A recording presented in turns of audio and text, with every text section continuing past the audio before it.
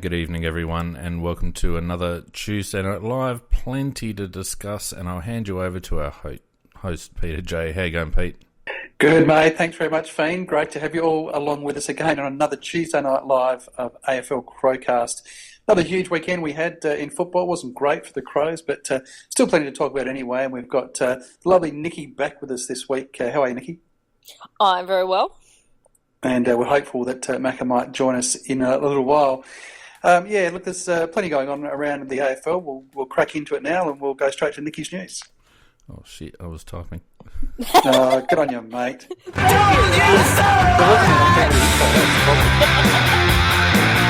on! Righto, go on. All right. So I think we'll start off with something that came out of our game and has caused a bit of consternation, and somebody is definitely going to make a showing in the Cockwarmba later for what was said today. But finally, the match review panel actually grew a set, and we've had a player with a jumper punch being charged and actually going to miss games. God, hasn't that made everyone cry in Victoria? Jesus. And I think the funniest thing was Bartel coming out, who's on it, and going, well, he shouldn't have punched him. Exactly. Duh. Did anyone see Paddy on Talking Footy on last night? No. Oh, well, obviously he's all over it and they, purposely asked him about it and all the rest of it. And it wasn't a plant because they've been, promoting him being on the show all week. But he basically said, oh, well, the poor guy, now, we don't know what to do and there's no consistency and now he can't be in the Brownlow, whereas Trent Cotchin can still be in the Brownlow, blah, blah, blah. And the bottom line is they were all told. Yeah.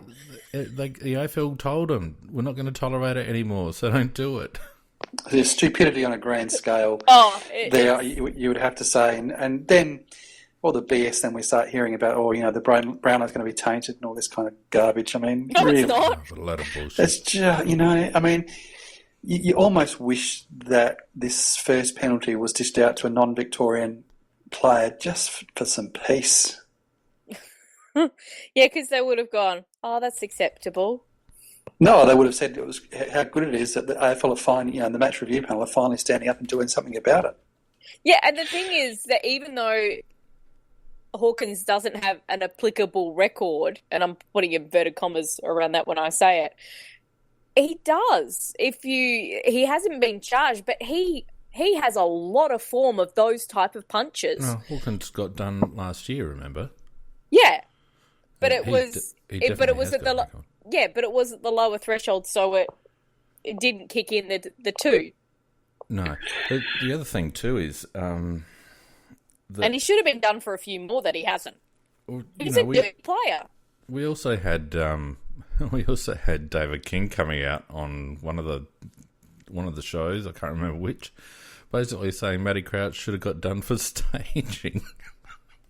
He should have got a bloody free kick too. How apologist could you bloody get, Kingy? Come on. I swear, if Joel Selwood played for West Coast or Freo or Adelaide or Port, the Vic media would be calling for a crackdown on the blood rule and saying that it needs tightening up, and that it's not on that we've got players going out there and potentially infecting other players like that. Could you imagine him and Ebert in the same team? Oh, fuck. It'd be like The Walking Dead. No, they're just you definitely have to call them the Bloods.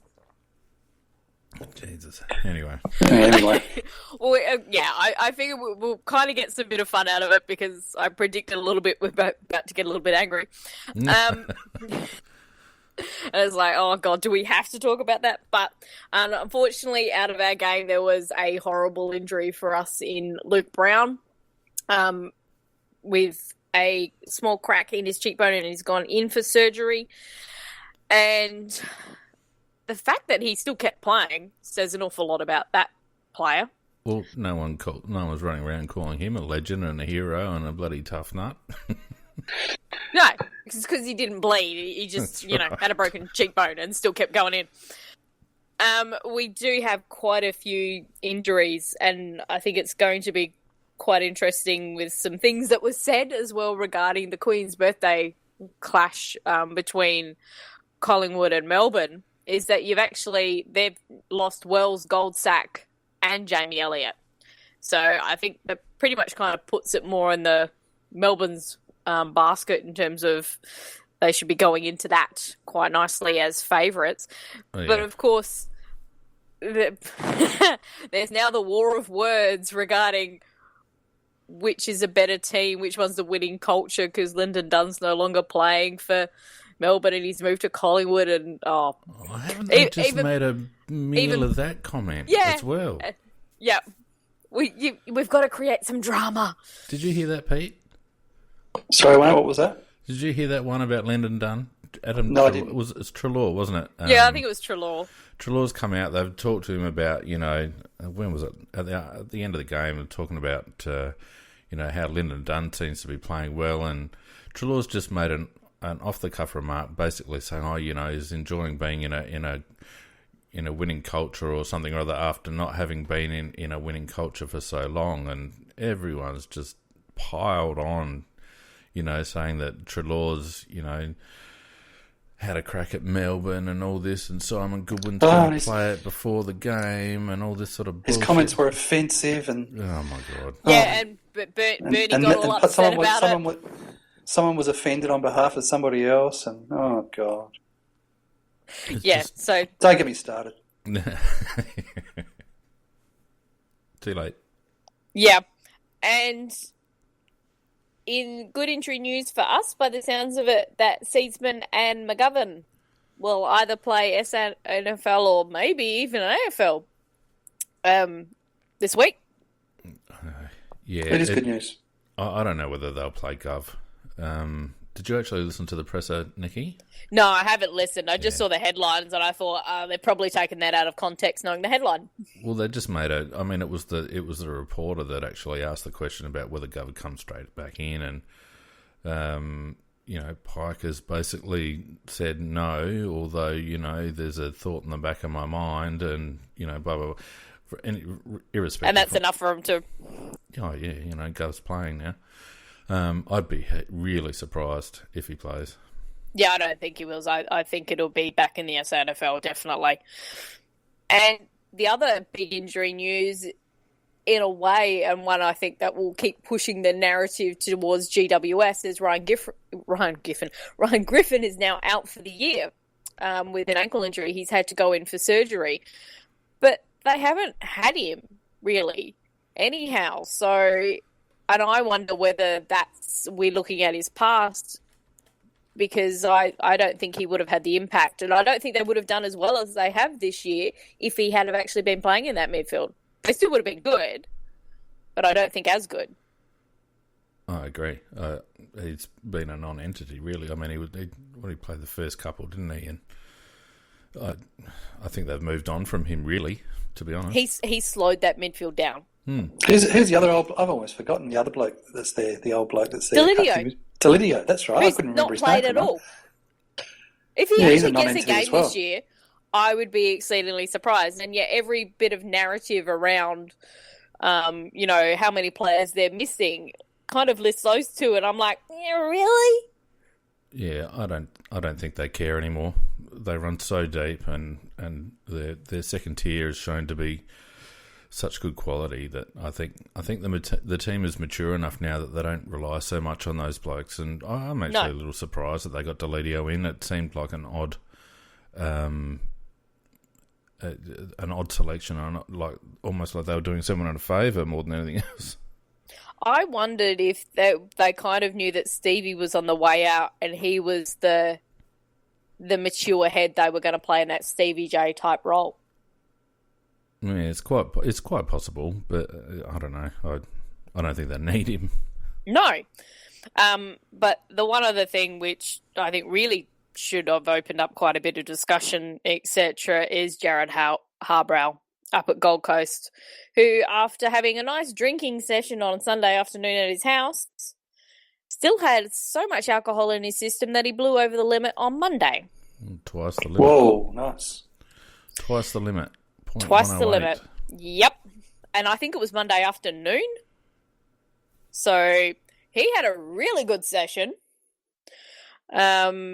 And he's now apparently sworn off alcohol, but yeah, a little bit too late. So there's actually a hell of a warning there, because obviously he did all the right things. He was drank at home, he wasn't driving that night. It was just the next day you would have thought you're okay, but obviously his body hangs on to it, so to speak. We assume that he'd stopped drinking. Yeah. He may have had a few beers on his cornflakes. Who knows? Hair of the dog. Yeah, the other bit out of that was that there was another player, and I forget his name, that it was actually caught in a pub scuffle. Yes, I'm trying to remember who it was. So there's some fun things going on up at Gold Coast again. Never change, Gold Coast. Oh, the Suns. Anything else there, Nikki, before we move on to all things Crows? No, I'm pretty sure. Although the one other interesting thing I did see today was the injury survey, which is the huge, quite the increase in the concussions, and we've lost a lot more games due to that. But I actually wonder whether we've lost games, whether that's actually better management and understanding of what constitutes a concussion in each player. Yeah, you'd think that'd be more about heightened awareness than increase in incidents. Yes, I think there was a whole lot of times where you actually had players who probably kept playing when they were concussed and shouldn't. Oh, hello, Joel Selwood on Friday night. He's a definite cat. He's got a rock-hard head, that guy. Oh, just stupidity. Well. All right, thanks, Nikki. That sounds like probably all that's going on around the moment the AFL that's worth discussing. I think we should probably move to the Crows, and I think that discussion initially, for me, really starts and finishes with Don Pyke's press conference today. I thought it was a dead set stinker. I don't think there's any other way to describe it. It was one of the worst press conferences I've seen from a Crows coach, and I know that probably sounds a bit strong, but that's just how I felt about it.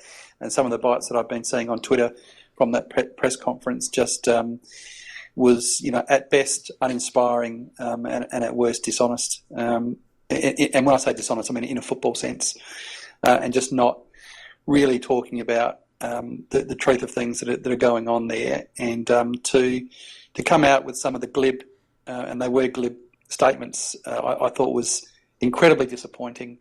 I thought it was an insult to the intelligence of Crow supporters who really give a stuff and follow the game closely. And I don't know what you guys thought about it, but I'll just kick it off with those opening comments. I just thought it was an absolute shocker.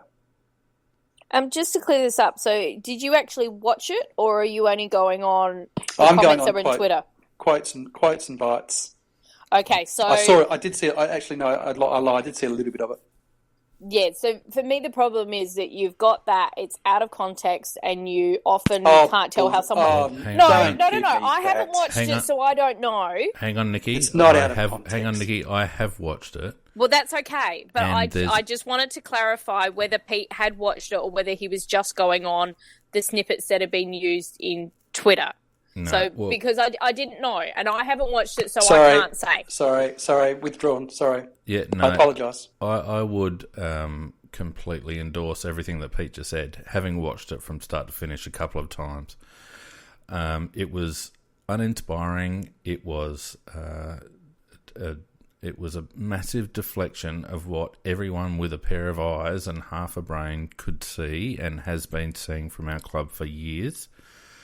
And the biggest comment that I took issue with, apart from anything else, was when Dom was asked about the apparent criticism and observations from outside the club or from supporters and commentators. And his comment was basically, well, you wish people would get some perspective. And I just feel like that was a massive slap in the face to a supporter base that have stood by that club through thick and thin, rocked up every week, fill up their stadium, fill up their pockets, and when a supporter base is asked to get some perspective, to me that indicates a massive disconnect between the football club and and the supporter base, and that really concerns me because for the last couple of years we've felt like the football club has done an about face with regards to its isolationist kind of attitude towards its supporters, and it's worked very hard to engage fans and all that sort of stuff. And yet, as soon as the supporter base throws up some pretty valid questions and observations after a loss that mirrored other losses, we're told to get some perspective. And I really found that dismissive by Don Pike, and I'm not sure whether the board or the executive of the Crows would have been terribly happy with that comment. Yeah, I mean, as I said, I haven't listened to it, but from what you've just kind of explained there, I kind of get the feeling that I would have felt a very similar way. Yeah, I mean, essentially, the club feels like everything is an overreaction. Judging by Don's I think comments, there was some overreactions. That's to be fair, but it depends on it depends on how you look at it, Nikki. I mean, the issue that I had with Don's assessment of the Geelong game was he was viewing it very much in isolation. He said things it's not like in isolation. There isn't things that need to be repaired. Everyone knows that there is, because the problems that we saw on Friday night are problems that have existed in every tough game of football we've played for the last, I don't know how many years, but definitely in the last 2 and a bit. They are glaring problems. There are glaring problems with the game plan. There was glaring problems with the coaches' performances on Friday night, and we discussed those a little bit on the Wrap Show on Sunday night. Yep. Now the other thing is that Don said that all the successful teams in any sporting code around the world have a signature way that they play, and we don't have time to coach a plan B. So whilst you need to be flexible within your game plan, you need to also have faith in that game plan. And his thoughts were that the problems were in execution of game plan rather than the game plan itself. Now, to me, that makes me want to stop watching football for the rest of the season. It doesn't make me want to stop watching, but that worries me when we've kind of seen that he has had different game plans. It's such a contradiction in what we've seen. Obviously, he doesn't. I mean, we look from the outside and we see what we see, and we make points, and we're doing so from a casual observer. But what you're seeing is Don Pike's game plan, and any adjustments that are made within that game plan from now on, because we have to take him at his word, because what else can we do? Yeah. Everything from now on is an adjustment within the game plan or better execution of the game plan. There is no plan B, there is no reset, there is no anything. It's purely execution and flexibility within the game plan. So doing radical things like throwing 3 or 4 behind the ball, not going to happen. Manning up in the forward line, that must have been a severe needle in the eye for Don Pike to do that, because that's not in the game plan. Except he's done it in games already. He's completely and utterly contradicting what he's done this season already. Well, that makes no sense to me.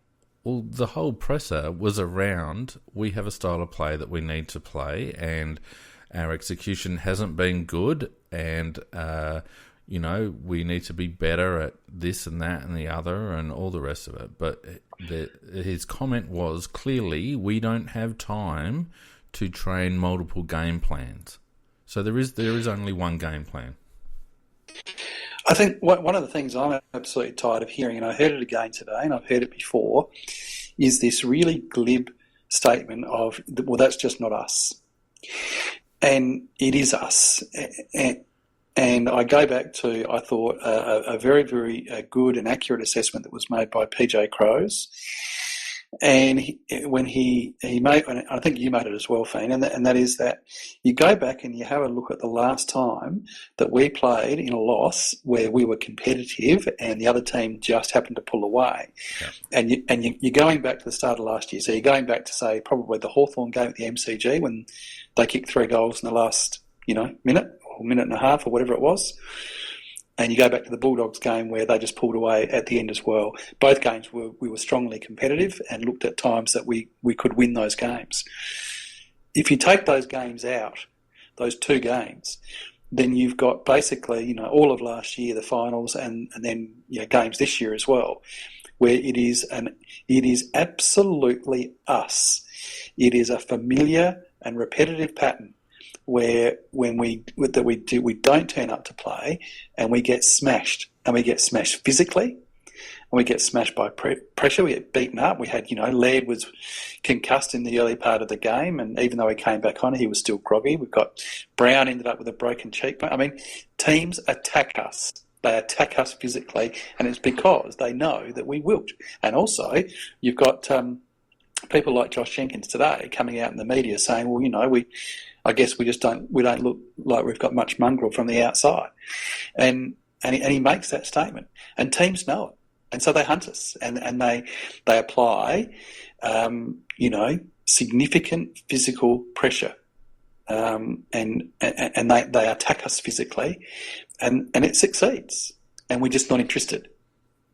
We had 2 games against teams who will not play finals this year, who kicked 19 goals in an hour with no response.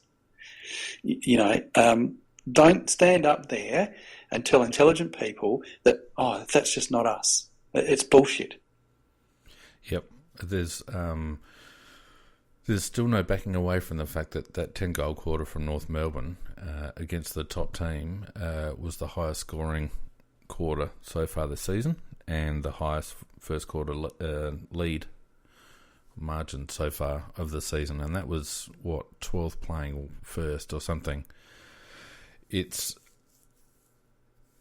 your comment about don't tell intelligent people these things, Pete, is spot on, and I take exception to the club being, as you point out, glib with regards to its communications to its fans and essentially being deceptive.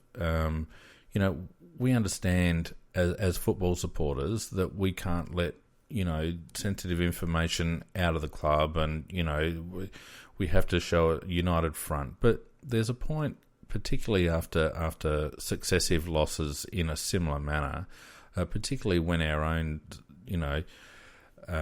courage and determination and intensity is being questioned consistently in those games, there's a point where the club needs to come out and put its hand up and say, yep, we're not representing the club as our supporters expect us to at the moment. The supporters are the club. Those coaches and those players will be long gone when 99% of the people on this cast or listening to this cast or the people filling up the stadium will still be there when all those people are gone. They're not the club, we're the club. And it's up to the club to be as honest as it can be and to put its hand up when it needs to acknowledge that it's not representing our club the way they should. And, pointing to a win-loss record and saying, well, we're 8-3, so we reckon we're going all right, and pointing to a contested possession stat and going, well, we usually win the contested possession stat, so we reckon we're pretty good at the contest. Well, we're not that stupid. We can see that you're all right at those things when you're not challenged. We can see that we're 8-3 because we've met, a fair few insipid teams so far this season. And, even a team like Richmond couldn't maintain intensity towards us for 4 quarters. But by hell, in that first quarter, they had us on the ropes. The same way. So the club doesn't need to treat us as if we're stupid supporters, because we know and will be supporting the club when all those people are no longer at the club. And it's a failure of the Adelaide Footy Club to continue to communicate with its supporters that way. I couldn't agree more, mate. just dreadfully disappointed at that press conference today. You know, I mean, you don't expect them, as you say, to be giving away IP and all of that kind of stuff, but let's just have a little bit of honesty and let the supporter base know that there is some recognition of the fact that, you know, there is something wrong when you have repeat results as we've had over the last, you know, probably, you know, dozen games or whatever. I mean, you look at, you know, we've talked about it before. You look at the two Geelong games last year. You look at the West Coast game in round 23. You look at the Sydney game in the semi-final. You look at, you know, North. You look at Melbourne. You look at Geelong again. You know, so what's that? 6 games. So the last, seven. So the last 7 losses. The last 7 losses that we've had. You can see a common thread that runs through all of those 7 losses.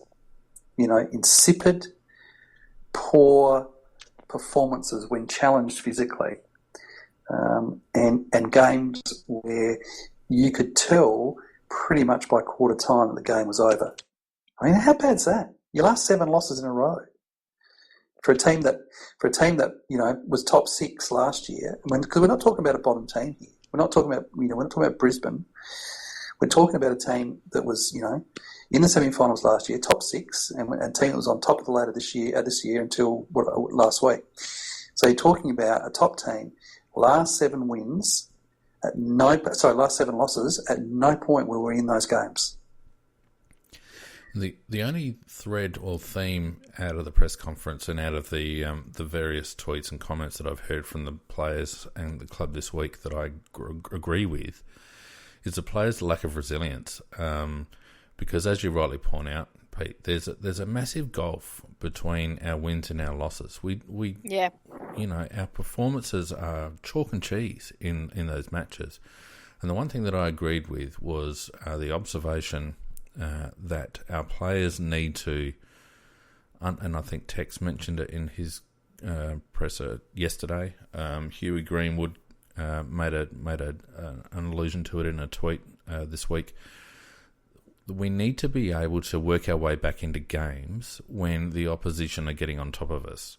And right now, and you know, the 2 losses this year prior to the Geelong game, and even the Geelong game, point to this, that once a team gets on a roll against us, we tend to go into our shell. We stop putting physical pressure. There doesn't seem to be any, as Tex said, you know, puffing the chest out and taking it up to them. You know, once we don't have things our own way, once the game isn't being played the way we want to play it, we don't seem to have the mental fortitude to be able to roll up the sleeves and come back at a team like that until the game's lost, you know. But some of that has to rest with the coaching staff. The coaching staff have to assist the players on the ground to be able to halt momentum. And you know, I don't think it's just the players. Particularly in today's footy, where scoring can be really fast, you get on a bit of a roll, you can whack 6 goals on in the blink of an eye. You know, and the Crows themselves are renowned for doing it. When we get on a roll, we're one of the fastest scoring teams in the comp. And the ridiculous thing was, with 10 minutes to go in that game, we could have still won it. It was still within striking distance. Well, we kind of didn't quite get enough of that momentum going, but we did start to peg it back. And it was ridiculous with how poorly we were playing. Nikki, they jogged. Yeah. They stopped to a canter. But my point was basically that the coach needs to halt momentum before it gets too far. You know, what was Don Pike doing in the first quarter against North Melbourne? What was Don Pike doing when we were getting cleaned up in contested possession against Melbourne and against Geelong? You know, sure, the players need to take responsibility for getting back into the game, but the coaches are there and they're paid good money to assist that process. And if it means that the coach can pull some levers to halt momentum, then the coach needs to pull those levers. And as we've spoken about, none of those levers were pulled. And I would have thought that if you're running at a 20 to 30 negative differential on contested possession halfway through the second quarter, I'm imagining a big red light on the coach's box desk, flashing, going warning, warning, warning, because that's exactly what our game plan relies on, and that's not us observing it. That's the club and the coaches and the players telling us that our whole game plan relies on contested possession. So surely, if you're watching a graph going up and up and up and up and up in the negative, then you're doing something to halt that momentum until we can, rebalance the team, reset the players' minds, get them back on the job, or just win ugly for once. When was the last time? The last game I reckon we won ugly was that game years ago against North Melbourne under Neil Craig in the wet at home when we'd been thumped the previous week and we just needed to get a win. And we ended up winning like 8-6 or something, all right. And that was unheard of for the Adelaide Footy Club. We never win ugly. That is something that we often hear from the club, and the whole aim is that we have to play attractive football because that's what puts bums on seats. Yeah, well, it's not. It's a football club first, and an entertainment package second, in my view. I wonder because I agree, but I wonder about it. But what you've just talked about there about what the players have kind of been saying about the resilience and and how we need to get forward, and from what I can understand from Tex's presser, he was kind of pretty upfront, going, "Yeah, we weren't good enough." Was Pike's presser kind of the counter to that in trying to get a more positive message out in a way, but it's backfired? No, I don't think it was that considered, Nikki. Okay, that's fine. He was pushed pretty hard by a few reporters at the conference, asked repeated questions about similar issues, and essentially was going to give one of his straight bat press conferences. And as he was pressed further, he allowed. He lost his cool a bit. He did lose his cool a bit. Yeah, and loosely translated, his responses were, "Calm down." Exactly. That loosely translated, in that tone, that was his response. Yeah, settle down. Settle down. It's not that bad. We're 8-3, and you guys are having a clip at us. And what he's not saying, or what he doesn't seem to be saying, is that it's not the fact that we've had losses; it's the manner of the losses. Yeah, that's what upsets me. Yeah. Now, and it's interesting, and perhaps some of it is public facade, because we did see Roo come out on Monday morning on Triple M, Roo being the board-appointed director of footy, saying that we were soft and, it needed to be addressed.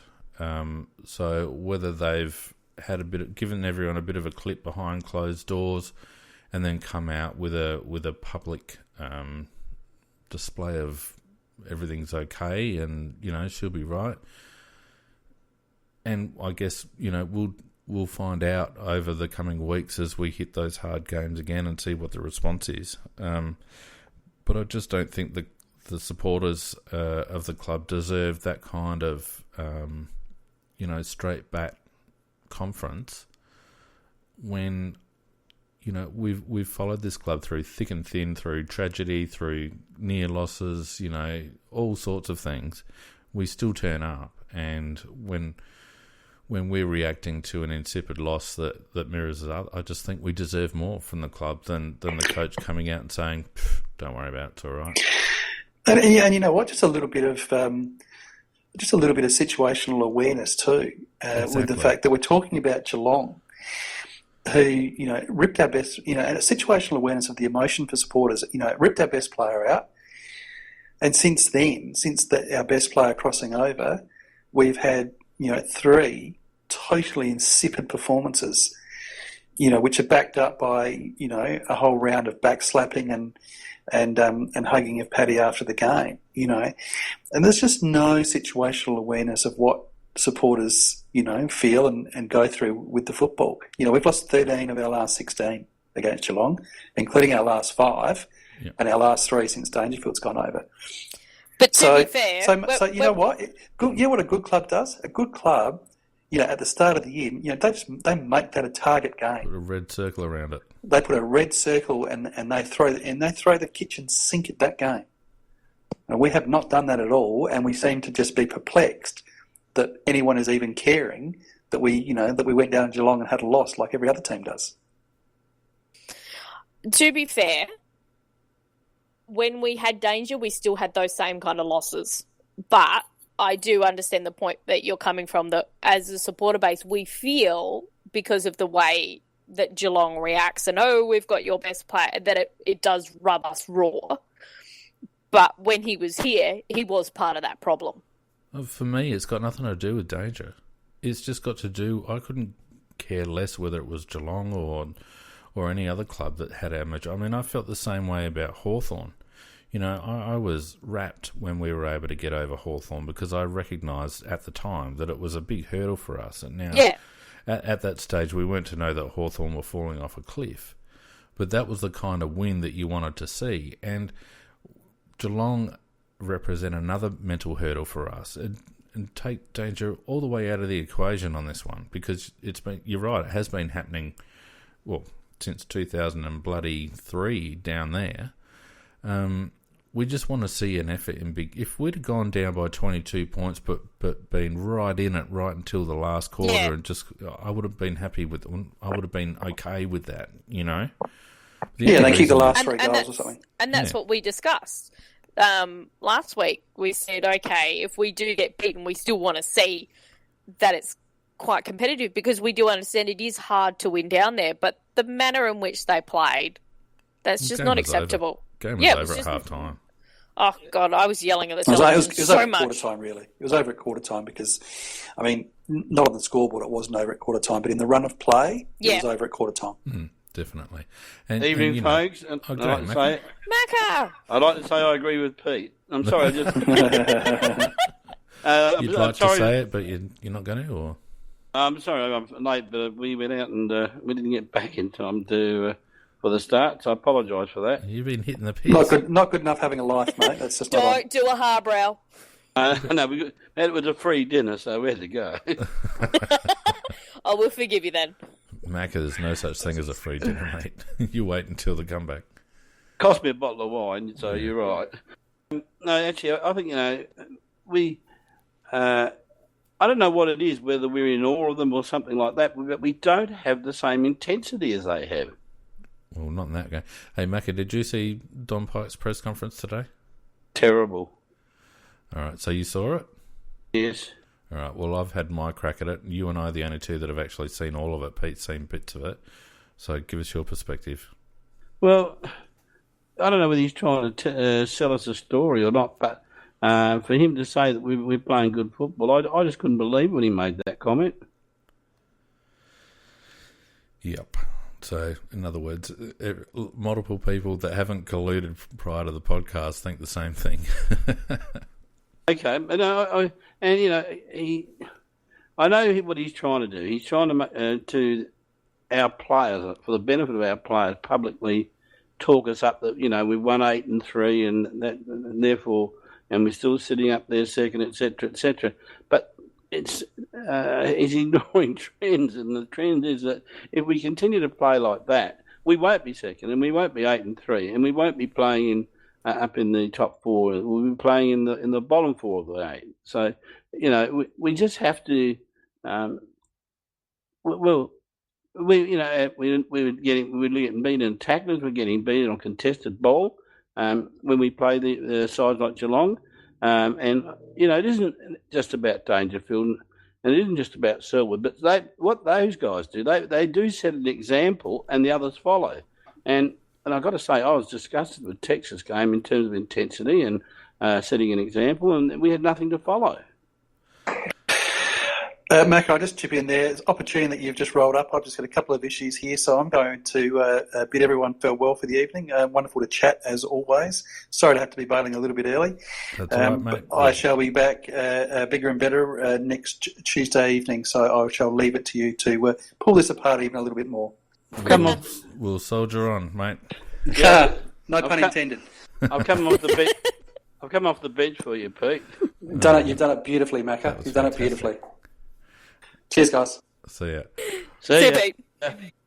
Yeah, I think, look, Macca, I think the two big things that are concerning out of Pike's pressure is, it seems to be a steady as she goes approach. Nothing to see here. You know, we just got to do our game plan better.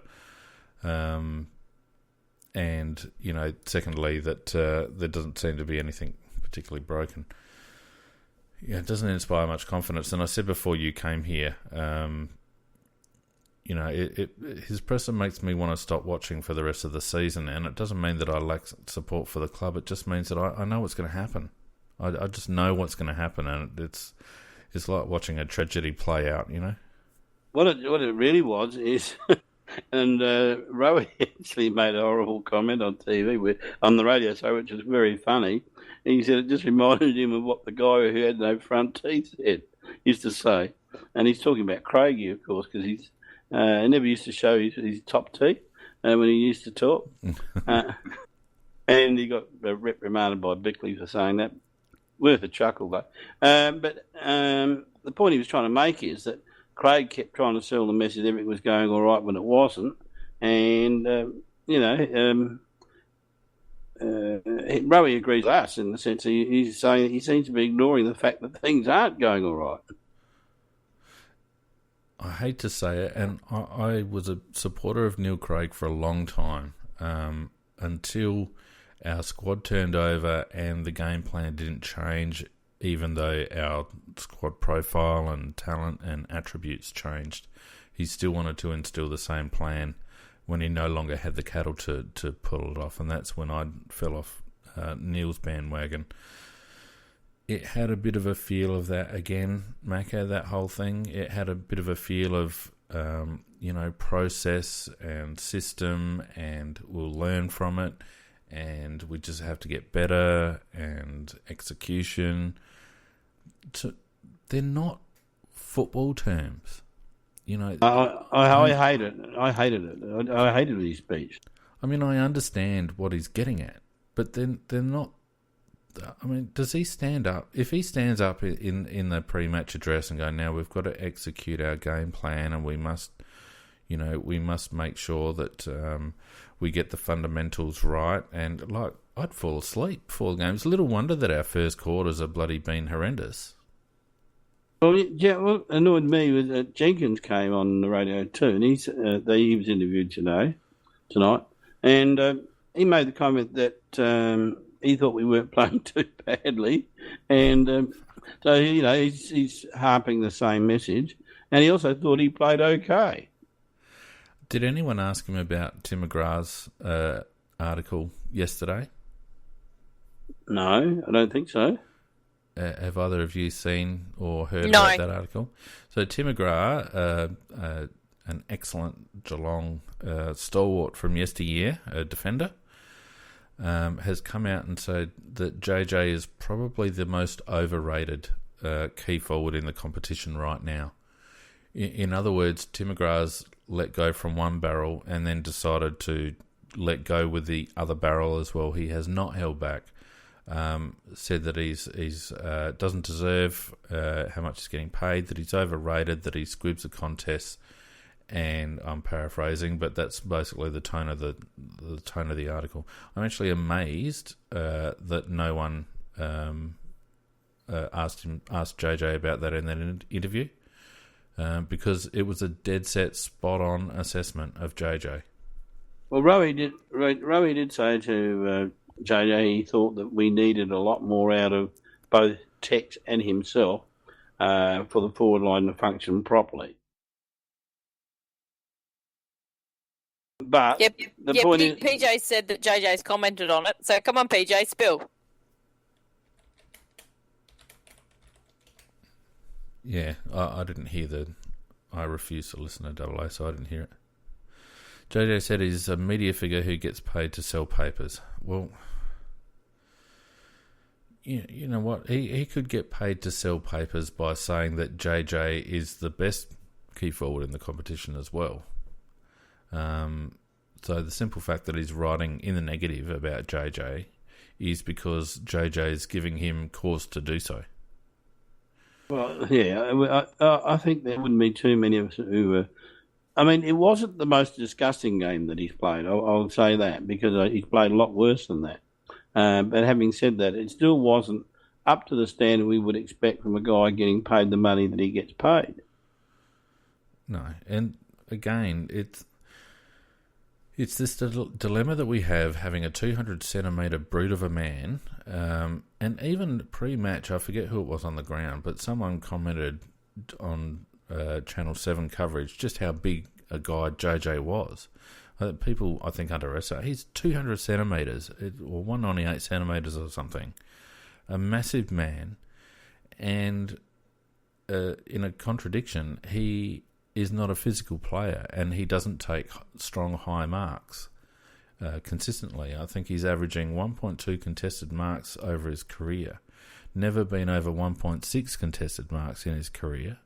He's currently number 87 ranked in the league for contested marks. Daniel Talia this season is higher than JJ in terms of average contested marks per game.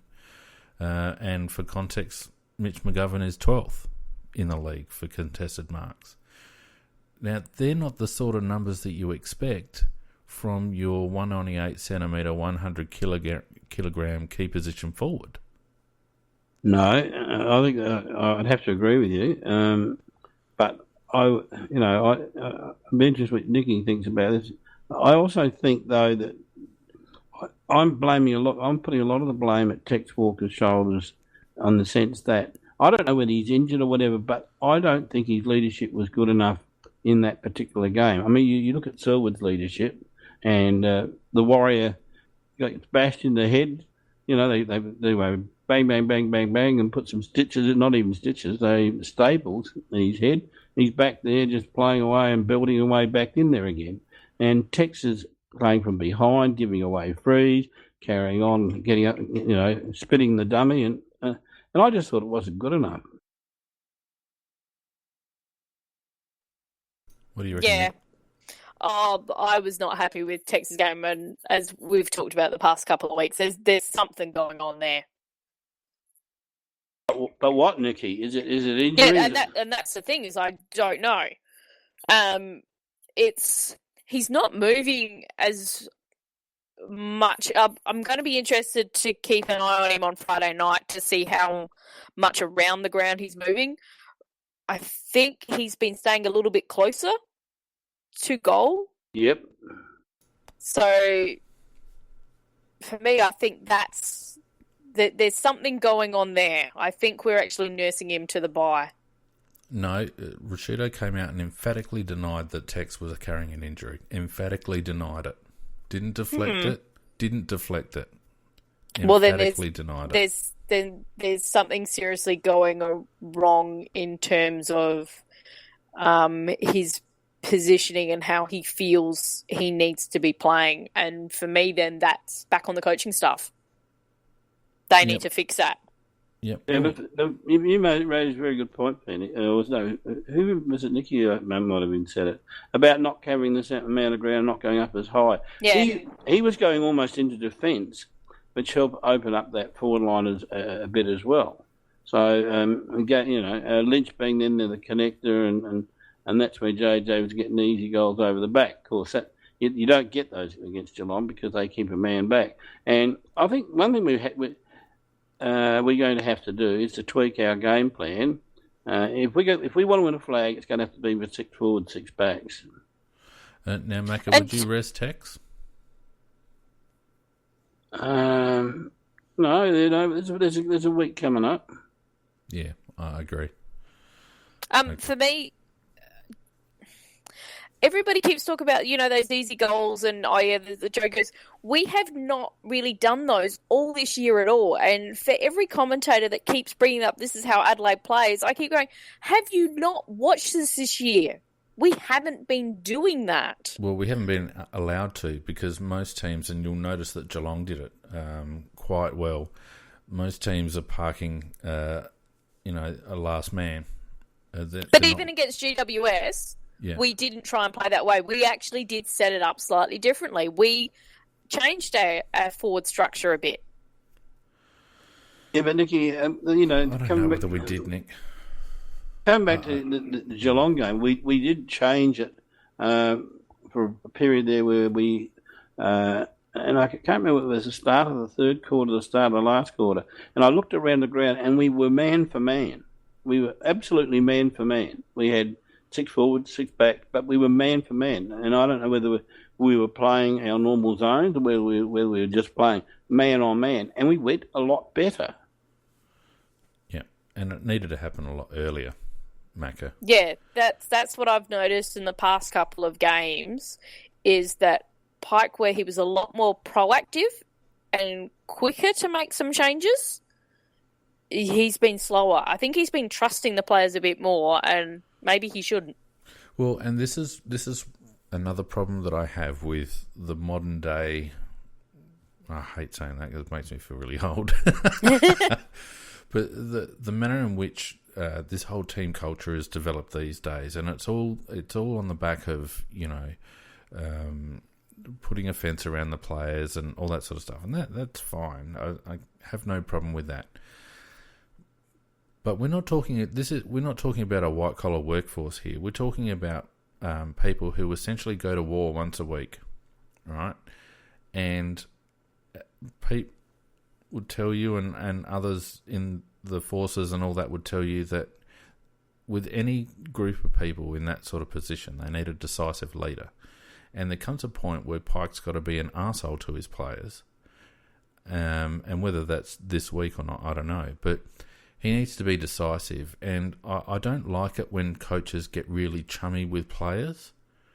I just don't like it. There needs to be a dotted line between the playing group and the coach, and the coach needs to have that. Ask the blokes in 97, 98 how many of them are close to Malcolm Blight, and I reckon you'd find not actually any of them were, but I bet you to a man every one of them respects him. Yeah, but he could absolutely be a real bastard. It doesn't matter though, Macca. He got results, and this is exactly what I'm talking about. The players don't have to like the coach; they just have to respect him. No, I agree. I'm just using that as an example because I know, some of the things. I'm not going to repeat them on here, but I know some of the things he did to some of the players as humiliation, and I don't think any player should have got the degradation that some of them did. And different times. I mean, back then Robert Walls was punching on with players and all that. So there's different methods, and PJ rightly pointed out, if he's not an arsehole, he can't fake it. But there still needs to be a distance, and there needs to be some assertiveness from the coach, and that the dynamic needs to be very much far more authoritarian, in my view, than what you would get in a modern workplace. And I know that people say, the millennials, they don't respond to that sort of shit. I'm not talking about ranting and raving. I'm just talking about a dynamic where the coach pulls the strings, the players don't. The players and the coach aren't on the same level. The coach is a level above in that hierarchy. Do you understand what I'm trying to say? Yeah, and I think that actually has occurred at Adelaide in that they like Pikey. There is respect for him, but I think he's also very aware that he doesn't want to get too chummy either. So, I think that's kind of there, but there probably needs to be a tweak somehow. Yeah, well, the interesting thing is, just to illustrate your point, there probably should be some changes made this week in the sense that the group of players that represented us at Geelong let us down, and they let us down in the sense that they didn't win contested ball. They didn't go in with the same intensity that Geelong did. I went back, and if you have a look at probably the last 6, and if you look at Dream Team scores and look at the bottom 6 to 8 of Geelong, those guys that are playing out there are almost no hopers, and I don't mean that to be nasty, but they aren't players that any other team would be busting their bums to get hold of. And yet we think we've got a pretty good side, and yet exactly. Those no-hopers brushed us away. Yep, exactly. And what did the press conference tell you about how many changes are going to be made this week, Macca? Not too many, I'm afraid. Looks like a forced change for Luke Brown, and that forced change is likely going to include Douglas or David McKay going back, because Don Pike said in his press conference, Nicky, that we have players that can cover for Luke Brown. No, we don't. Well, he specifically pointed to David McKay or Richard Douglas that could comfortably fill Luke Brown's role this week with a tweak up forward, maybe. He did. That's what he said. Not on St Kilda's forward line. That's what he said, Nick. He did say that. He hasn't watched St Kilda then. Well, we paid him $500,000. He better have watched St Kilda. No, seriously. And watching the SN, did either of you watch the SNFL game? Bits and pieces of it. No. Yeah. It started off okay, and then it was like, oh, God, it's Friday night again on Saturday afternoon. But I thought, Tom actually did enough, I think, and he's had consistency of performance. Cheney, I know people were kind of slamming Cheney a bit for his performance, but you're going to get quality. He just looks a bit chubby for me, Nick. He doesn't look like he's quite match ready yet. No. And I would love to see Tom come in and play, because I know he can play actually on smaller players. They're probably a bit quicker, but it means we could possibly use him a bit loose, because he reads the play so well. Yeah, you're talking about Dodo, are you? Yeah. Is he good enough, Nicky? Yes. Is he good enough now? Macca, how the hell are we ever going to know we won't know. We don't play him? You've got to see that step up. We've had Doty on our list now for a while. We've had Harry Wigg on our list now for 2.5 years. People say, they're not tearing it up in the SANFL. Well, the SANFL is it's like playing ammos and getting dropped back to B grade, and it's a completely different game. It's hard to shine in the SANFL. The only way you know about these players is if you freaking play them, and I get a bit sick and tired of people pointing to SANFL form as the key indicator. We've drafted these guys for a reason. So you draft them, you prepare them, you play them, you give them a decent enough window to perform. You maybe give them a spell and a second chance, and then they either make it or they don't. And I think the reason why we have so many hangers on our list is because we don't do that. We let people sit in the twos for years and then go, oh, shit, we might play Jared Lyons.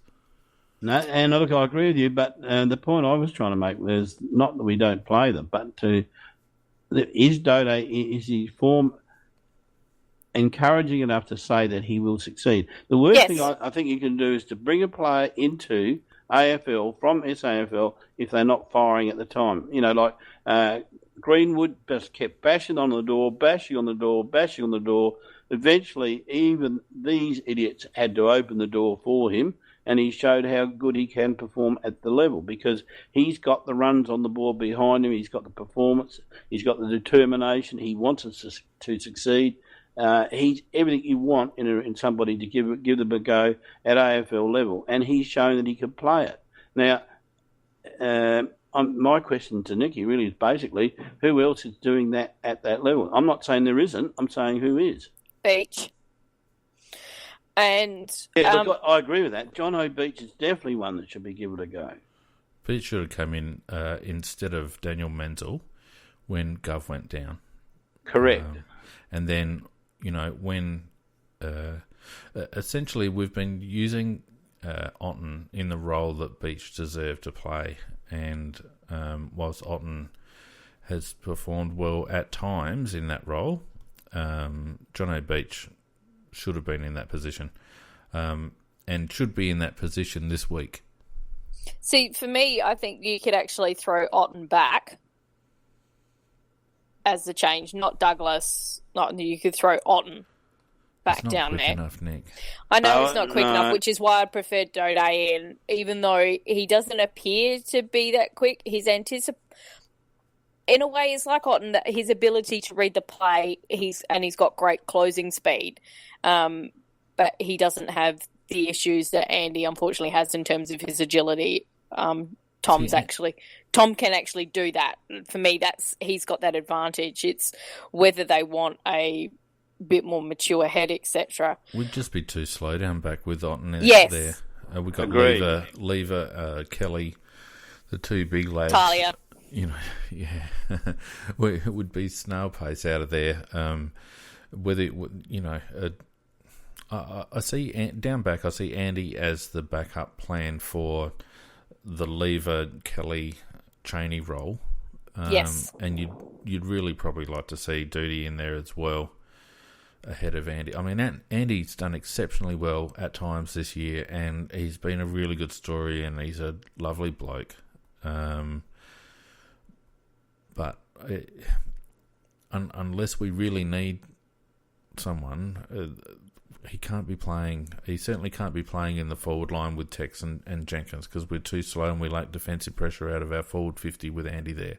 Yeah, look, I agree with you. I think if you're going to be ruthless and if you wanted to win a flag, you've got to earmark certain players for certain positions and play those players in those positions. And with Otten, he doesn't actually have a position. He's a relief.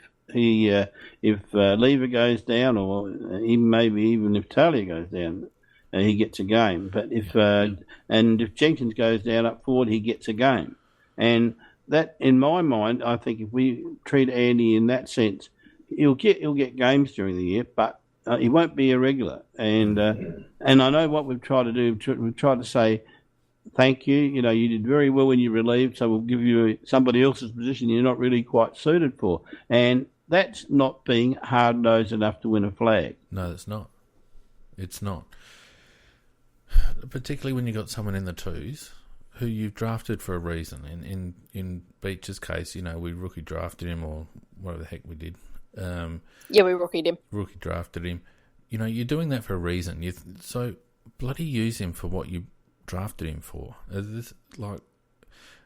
It's almost like the club admits that some of our draft picks are just purely speculative at best, and they're never going to play because we keep playing the same, 27, 28 players all the time. You know, Beach is there for a reason, and if he's not good enough, then cut him. But if he is good enough, play him. And if you don't know, play him and find out. You know, Harry Wigg has clearly had his card stamped. I don't think we'll see Harry Wigg play a senior game for the Crows, and I think he'll be traded out or delisted at the end of the year, because there's no reason why he shouldn't have been getting a run by now. And to see a bloke like Dave McKay in the ones with Harry Wigg running around in the twos just would piss me off if I was Harrison Wigg. So we've got players in the twos. Even an Alex Keith is starting to come on now, and looks like he might actually be an option up forward. Nicky didn't do too badly on the weekend up forward, I didn't think. No, I've quite liked. He was playing Texas role, yeah, and quite often, and I do wonder a little bit as to whether because he's had some body issues, actually playing him up forward in the SANFL is probably better for that at the moment. And what it also means is we can put Harry back. And it's a really good learning opportunity for Harry to say, you've got all those skills, you're up forward, but you don't quite get your consistency. Well, okay, we're going to put you down back, and you have to be consistent to play down there. Unfortunately, I think Harry's not going to cut it. It really makes me sad. I really want him to do. Me too. Because you see glimpses and you think, oh, Jesus. Oh, he could be just... Yeah. Well, to me, though, it's a little bit like what we've seen from Gov so far. We've seen more from Gov. Yeah, we've seen more from Gov in the AFL, but he is also older, and he has had a bit more football behind him than what Harry has. So I'm always mindful of when I'm considering Harry, and this is what I do when I go to watch the SNFL games, is that I try and look for how we're playing like we play in the AFL. Okay, we're playing against an opposition who doesn't play like an AFL side generally. So sometimes we're not going to win because of that. But what I want to see is something that I can spot and go, okay, yep, that would work in the AFL. Yeah. So that's how I go and look at it. So from Harry, I've always been quite a big G up on him because I can see those glimpses. They're there. And if he can get it together, my God, he's going to be a weapon. Well, the thing with Harry, as far as I'm concerned, is he's just got to get more of it. He needs to get it more involved. Some of his work below his knees is fantastic, and his intensity at times is top notch. He takes a good grab. He's hard at it. And he's everything you want Jenkins to be. He does contested marks and he crashes packs. Exactly. And he doesn't care who gets in his way. He's going to hit them. But it makes me wonder, because we see him pull low stats the majority of the time. And, he goes for long periods where you just don't see him. And it makes me wonder whether we're too focused in the SANFL about winning games, because I don't know whether we've necessarily got a structure in our forward line. We're too top heavy in our forward line for him. It doesn't necessarily work for Harry. I noticed last year when, what was that other ex-Hawthorn guy, Loudon? Yeah, when he wasn't there. Yeah, Harry stepped up, and it just he had more space. Exactly, and why don't we just clear out a bit for Harry and let him do some work? And let him actually be the focal point, because who gives us stuff whether we win or lose in the... I personally couldn't care less whether we win or lose in the SANFL. I don't follow us in the SANFL. I follow Sturt. And it's a reserves team. It's purely a reserves team for us. And it makes you wonder whether we're actually doing some of these blokes enough favours in terms of getting them AFL match ready. Anyway, and a case in point is Harry Greenwood. Sorry, not Harry Greenwood. Hugh Greenwood. Hugh. Why isn't he fit enough after 2 seasons in our system? Why isn't he fit enough to run out a game of AFL football in the midfield rotation? Because that's the amount of running that's required in the AFL. 2 seasons. But still, you're coming from... You look at actually Gallucci and Paholke and the body shape, the fitness and everything else. It's now recognised that those players coming from that under-18s, how much work they have to do in order to actually make that step up in the AFL. Understand that. Because Hugh was fit, but he was basketball fit, and that is completely different. And he did say he had to actually work. So most of the first season was him actually changing his body shape. And that's the same thing as what we actually had to do with Keith as well. Yeah, understand all of that, Nikki. Understand all of that. But we're talking about a 25-year-old lad, right? So, and this is where it comes down to don't get sucked in by the romance, because Hugh Greenwood is 25. He's been in our system for 2 years, and he's struggling to run out games in the ones. And yes, I understand. Since under-16s, he hasn't played a game of football. He's been basketball fit, completely different body shape, completely different fitness type. I understand all of that. But if he's not going to be able to be fit enough to play AFL football, then why is he playing on our list?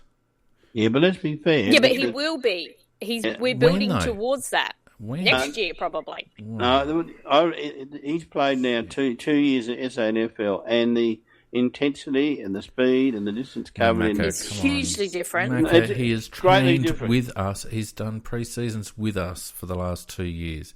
The only thing training is different to actual match games. You ask any of those players when they all talk about how excited they are to play that first game, and yet you're stuffed. Nikki, I'm not silly. I understand that.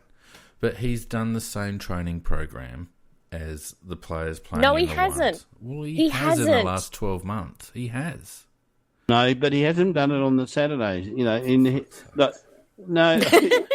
Yeah, but I know both of us are ganging up on him. He doesn't like this. No, look, Phoenix he's a pretty good judge, but he's wrong on this occasion. And no, the reason for Phoenix is that he has done the training as you say, but there's nothing fitness. Well, nothing will ever take the place of getting knocked around and bashed around at AFL level. Understand that, Mackie. he played very well on the It's like J-Lo. Yeah, but in fairness to him too, he had a super last quarter. Yeah, the previous week he was blowing pretty hard, but he had a super last quarter last week, Macca, because he played half of it up forward and he was only on the ground for 2/3 of the time. No, but he was getting the ball out the middle, and bashing in there. He's a good clear. He got 8 clearances. Yeah, I know that. I know all of that. But the reason he wasn't blowing at the end is because he spent a lot of time up forward. I understand what you're saying, but be fair to the lad. I'm think not having a crack at Hugh. No. I love him. I think he's fantastic. And what he's brought to our side in those small patches. He's having a crack at the club. And he's actually an embarrassment to the other mids there when he can drop on the ground and pull those numbers in such... I'm not having a crack at Hugh at all. What I'm saying is I'm surprised that he hasn't been... If he was earmarked for a midfield role, and he clearly has been because he's been played in the midfield for the majority of the time since he's been at the club, there should have been a program set out for him specifically to build that engine. That's what they have been doing. No, I don't think I don't see it. But you also talked to Erin about how tough Erin found it as well, and she's been playing at that basketball for longer than Hugh has. I get it, and PJ in the chat sums up what I'm trying to say exactly. If the ceiling is only 60%, then why play him? Well, obviously, there's value in it. Well, there isn't, though.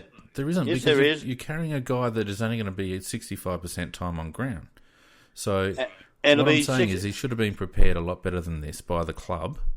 And you can't tell me that he could have had his engine up higher. This is no slur on Hugh whatsoever. This is the training staff. This is the fitness staff.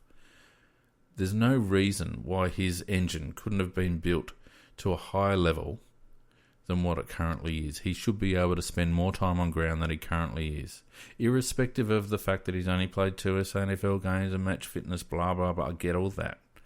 But his fitness base doesn't seem to be at the level. And it's like PJ says on the chat, it's not a knock on Hugh, because I'm sure that he's done everything possible and everything that's been asked of him by the club. I'm just wondering whether the club has asked him the right things to do, and we're dealing with a lad who's going to be 26 at the end of this season. He will just get better each time he goes round. And each time he goes round, he'll last a little bit longer. And once he's got 20, 30 games underneath him, he'll be able to play at the same level as all the others. Let's hope so, because we're basically investing a spot on a 26-year-old rookie. And quite a bit of salary. I'll bet you Stiffy 18's left knacker on it. I don't really want Stiffy 18's left knacker. It's well used and passed around. I just love to see it. I love to see it get lost. Macca has bet it for, I don't know, going on 10 years? 12. Yeah, there we go. So it's his standard bet, and he has actually, I think, lost that bet quite a number of times. So I have. Boy, he's a soprano now. Yeah. I just want to round off that little bit of the discussion by saying I love Hugh Greenwood. I think he's fantastic. I really do, and it's not a slur on him, and I'm glad he's in our team. I just wish that we'd prepared him a little bit better, because it's such a shame that he has to play essentially boils down to a part-time role. See, I can understand completely where you're coming from, but why I was arguing against you in a way is because there is no other player like him that's come into the AFL that's come from that basketball background with that not same at that level. Yeah, not at that level. So Pendlebury's the only other one I can think of. But he was still a junior when that happened, so it was less time for them to fix him in a way. And so for me, it's actually knowing a little bit about physiology and when you're preparing different athletes, that it does that swap from sports is difficult. So that's why I was arguing back against you. Is that we don't have a baseline. For me, he's actually going to be the baseline. Look, Macca would be the one to tell you, because he's had to transition from football to lawn bowls, and that's a tough transition to make, isn't it, Macca? Yeah, he needs to hold on to the beer a bit harder in the lawn bowls. I was better at football than I am at lawn bowls. All right. Are we All actually right. going to... Well, we've actually spoken for I don't know how long on something that was really long. depressing. Too And long. we're still Let's do the second on the cock freaking model. ladder. I'm going to do a pike. We're second on the bloody ladder. Oh, Are we going to Jesus. beat... Don't start it up again. Are we going to beat St Kilda, which is, by the way, our 1997 anniversary game? Yeah, not enough made of that either this week, I didn't think. No, they're starting to. I think they're building up towards it. Yeah, I did hear a little bit mentioned on the radio about that. So, look, I think we will beat St Kilda, and I do think there'll be a little bit of response at home, and I think that we'll probably get over them by about 6 goals.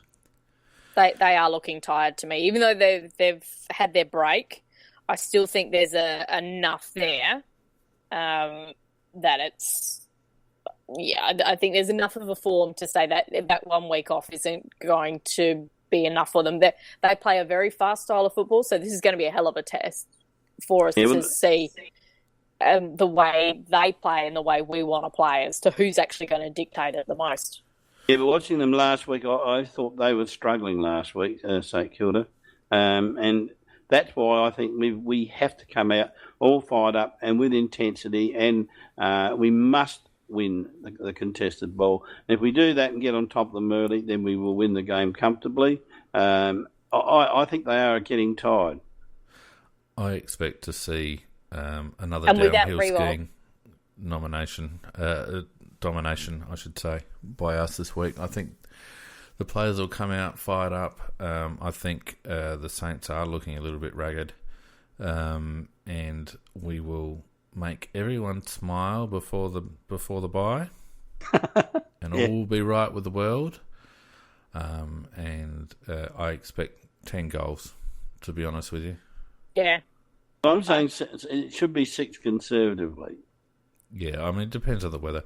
Put it this way, if we put up another insipid Friday night performance, then we can't cry about not getting Friday night games because haven't we been exposed by playing on a Friday night and having the AFL world actually taking a bit of notice and seeing that we might be just a little bit more vulnerable than what people think.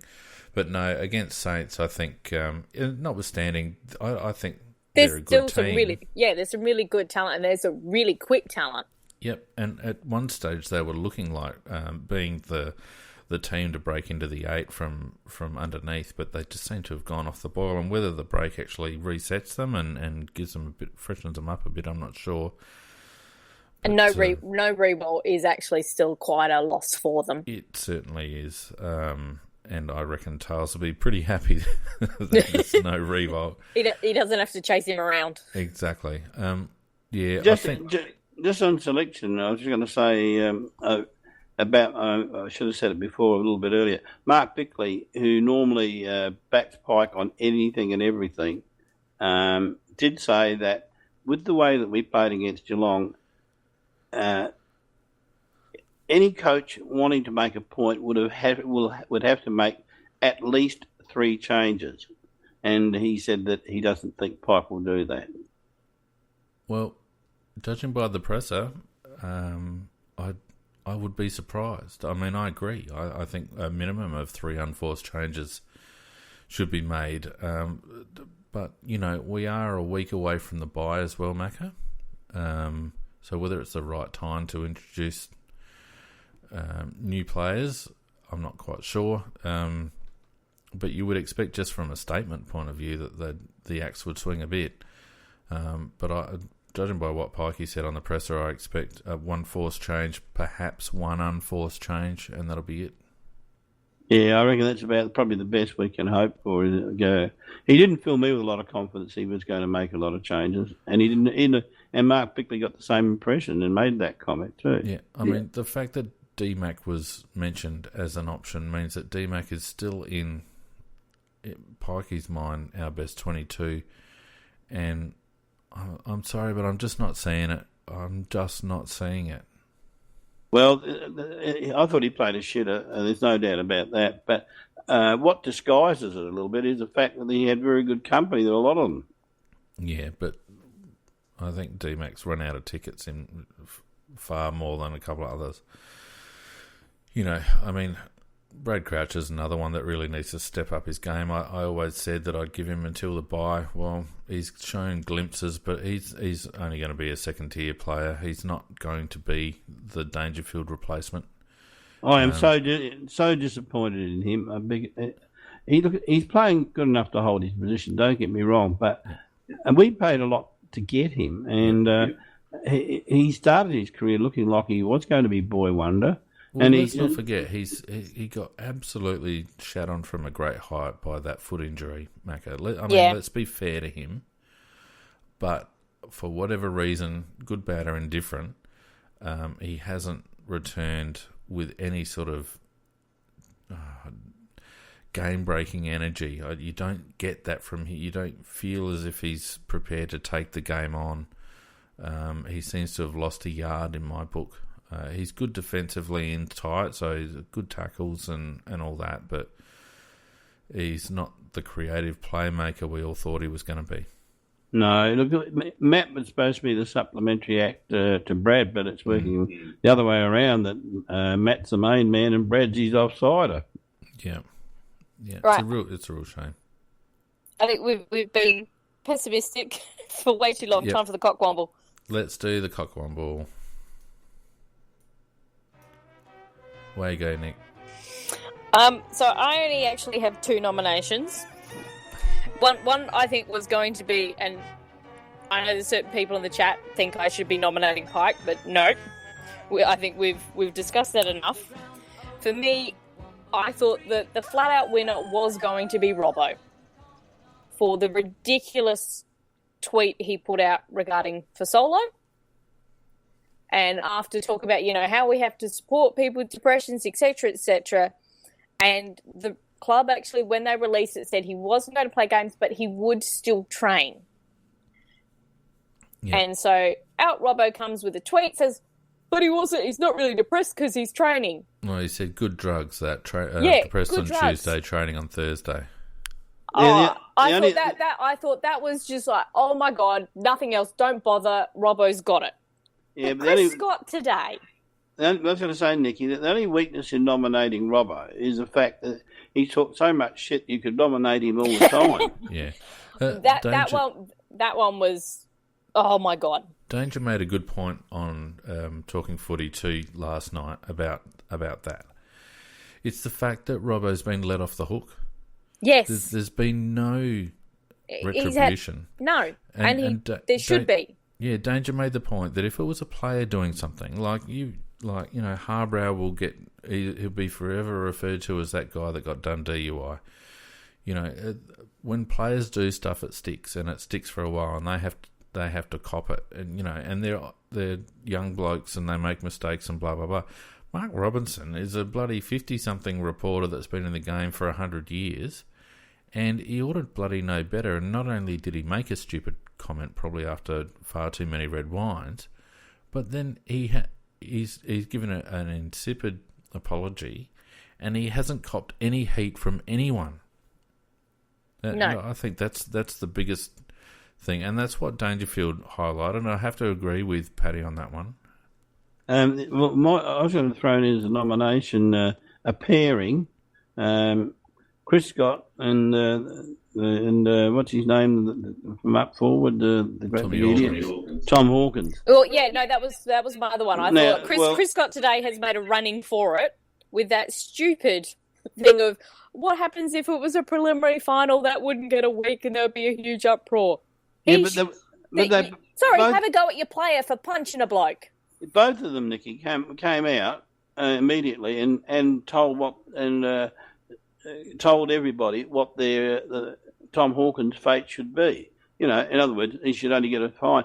And then Hawkins come out and said he should only get a fine. And who the F? No, he should get a fine for saying that. I mean, I thought he should be reprimanded by the AFL for coming out and coming out and telling the people who make these decisions what they should be giving him. Yep. It's not his role. And I think those two are the real biggest mugs in the AFL at the moment. And I quite like the fact that Bartel basically told him to shut up, and he punched him. And you should actually tell him not to punch people. Yeah. And that's his former teammate. Geelong are a very self-entitled club at the moment. Yes. Correct. They're rocking on about how they should get finals now at the Cardinia Park because they built a bloody stadium, and Joel Selwood's forever whinging at the umpires because he's not getting a fair run, even though he probably gets the best run of anyone in the comp. Now their star forward, it was only a push, and Matt Crouch was staging, and blah blah blah. Oh, my God, someone needs to reel it in down at Geelong. Because chip on the shoulder. They are pretty full of their own self-importance at the moment. Yep, and Danger fits right into it. Well, I don't mind Danger Macca, actually. Yeah, I don't mind Paddy. I mean, he's got swagger and he's got a bit of a head wobble, and I get all of that, and it becomes frustrating, especially when they continue to beat us. But he's pretty measured on me in his media engagements, and I'm not a tall poppy chopper. Good luck to him. He's a bloody good player, and he deserves everything that he gets out of the game.